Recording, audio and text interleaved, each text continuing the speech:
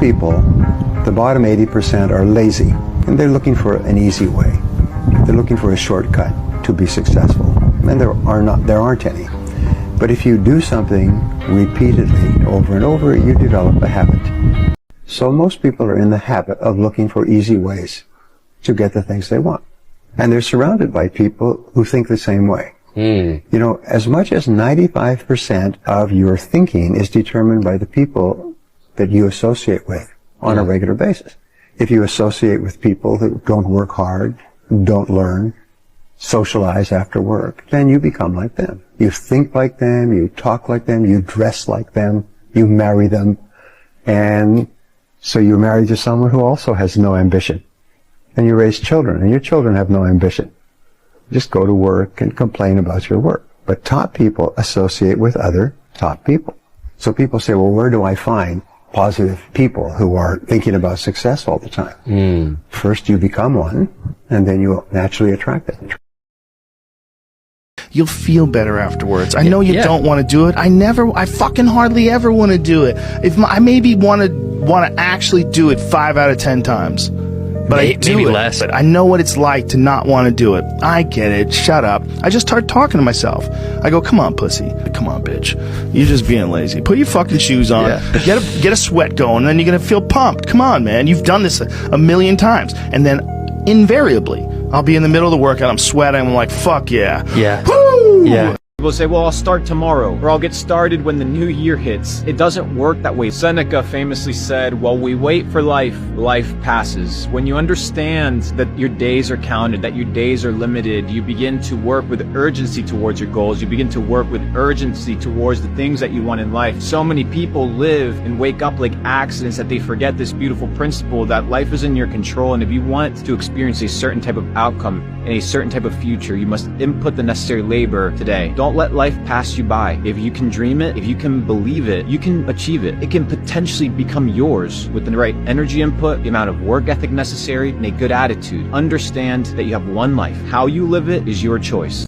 Is that you decide you want to make come true in your life, you can do that. It is going to take an inhuman amount of work. You're going to have to be prepared to break yourself in half. You are going to have to learn more than anyone has ever learned. You're going to have to push yourself harder than anyone has ever asked you to push yourself before. You're going to go way beyond your breaking point. You're going to run until you vomit. You're going to study until you fall asleep. You're going to push and push and push. Every one of us who's a goal achiever sets goals, but very few people think about the obstacles that are there and them overcoming the obstacles. To understand the only difference between the possible and the impossible is your set of skills, a belief in yourself.